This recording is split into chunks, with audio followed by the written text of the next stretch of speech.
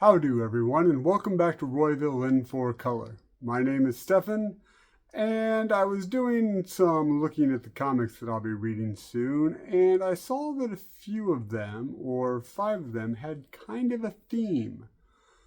So, without further ado, here comes death. The first one I have for you is Ain't No Grave. This is the first issue here, and it is written by Scotty Young and George Corona. If it's the Scotty Young that does the cartoony style stuff, I'm not really into that, but I'm really liking his writing. This is the story of Ryder. She was, I think, an outlaw or bandit in the West. She found love, got married, had a child. But something happened and now she's dying. I don't know if she has tuberculosis or something, but she's coughing up blood. So she's got one last fight in her, and that fight is with death. She leaves her family to hopefully beat what's going on with her by defeating death and coming back. Wow.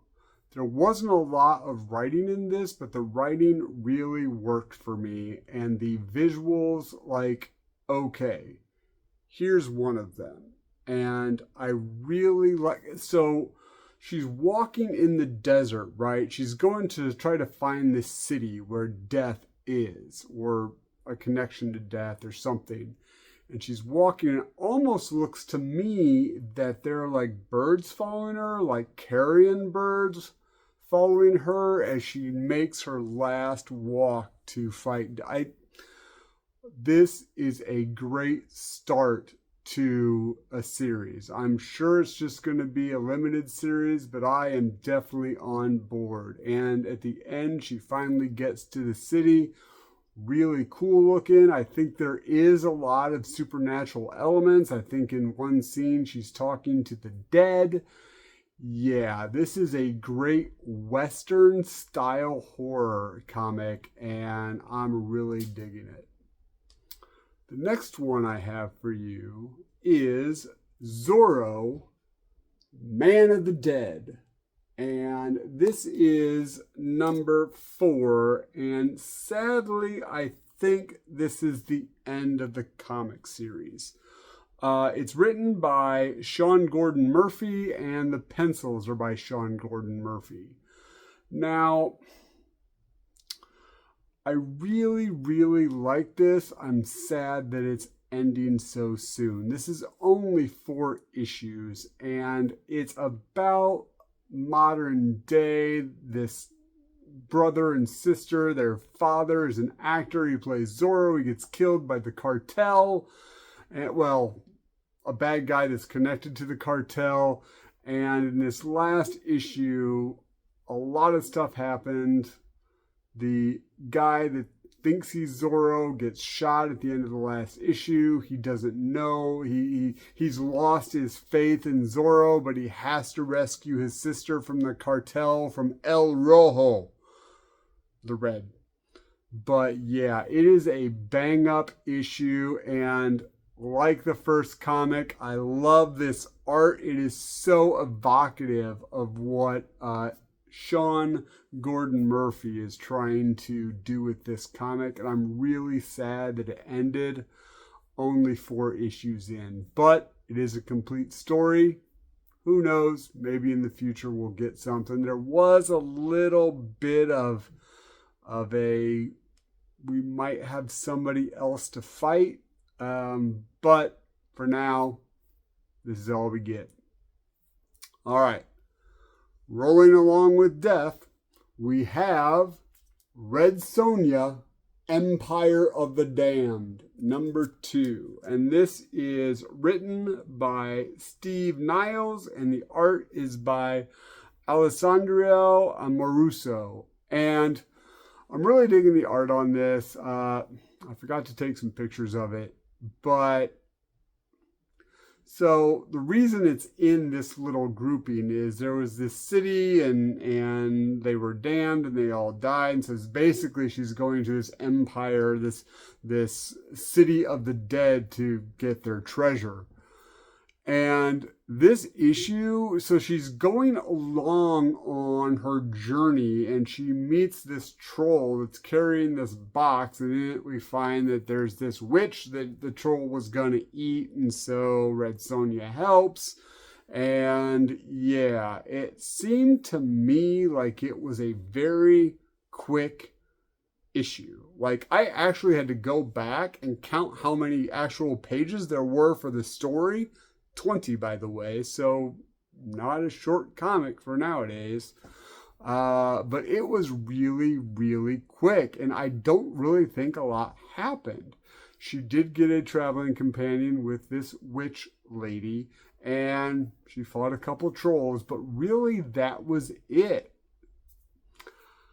So kind of down, Steve, on this one. I would have liked to have seen a little bit more development or a little bit more like furthering of the story. I know this is a limited series, so I really hope we didn't use a lot of the story for such a little amount of the story. So, yeah. But I did like it enough to keep going. I like Red Sonja. I like Conan, as you probably know. So it was definitely a pickup and will continue to be a pickup for me. All right. The second to last one I have for you is Ghost Lore number 10. Really cool cover with Harmony, I think, speaking with the ghosts. And this one is written by Cullen Bunn. And the art is by Leomax. And still knocking it out of the park with these two. Cullen Bunn's words are great.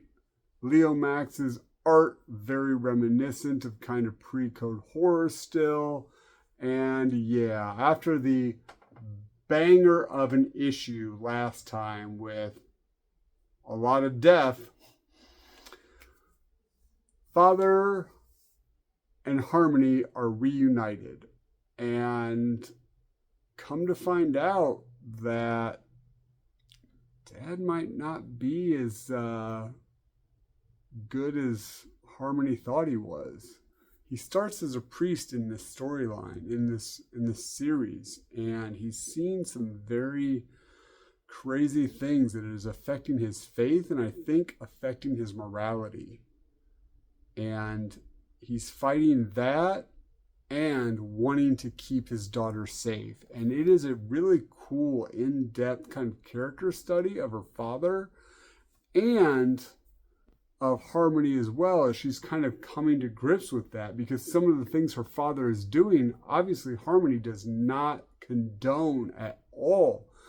And because of that, she does something that very much upsets her father and might even hurt them when they fight there, or when they see the main villain of the piece, Shane. So yeah, still a great story. Every issue is just adding more to not only the story, but the characters, and the characters are being really well written. Loving this, Colin. Thank you very much. I know Ghost Lore is not going to be a short series, and if you keep this up, I'm going to be with you to issue 100. So thank you. The last one I have for you, just buzzing through these, or buzzard in through these. All right, so the last one I have for you is kind of a sad one for me. It is Beneath the Trees Where Nobody Sees. And this, sadly, is issue 6 and the end of the series.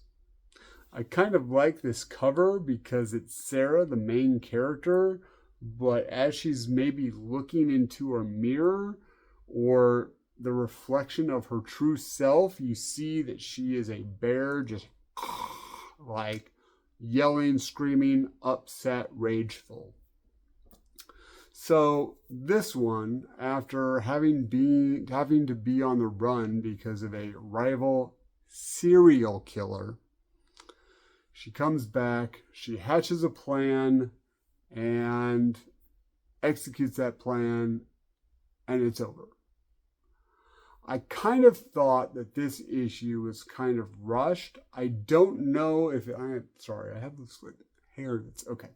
I don't know if it's rushed, if he thought this is written and drawn by Patrick Horvath, which you did great, Patrick, but I kind of think this issue was maybe not supposed to be the last issue, and then it kind of was the last issue, so they had to tie things up very quickly. It just kind of seemed that the implementation of her plan was rushed, and then once she kind of got out of the situation she was in, wanted for multiple murders and the like, she was able to turn the tables on her nemesis, and then it was over and everybody was fine. So yeah, I wish that this would have maybe been 2 or 3 issues, but other than that, it was a great series. I strongly recommend it. If you can't get the issues, I would strongly recommend the trade. If you love the Berenstain Bears and you love Dexter, this is the best mix of both. All right. Well, that was my Death Comics for the week. Don't worry. I know we just did vampires and now we're doing death. We'll get more back into like happy, fun superheroes in a minute. Okay. I just felt like doing these for some reason. All right. So with that being said, remember what your mom always told you. If you got to be a dick, be a Grayson. Thanks, everybody, and keep reading.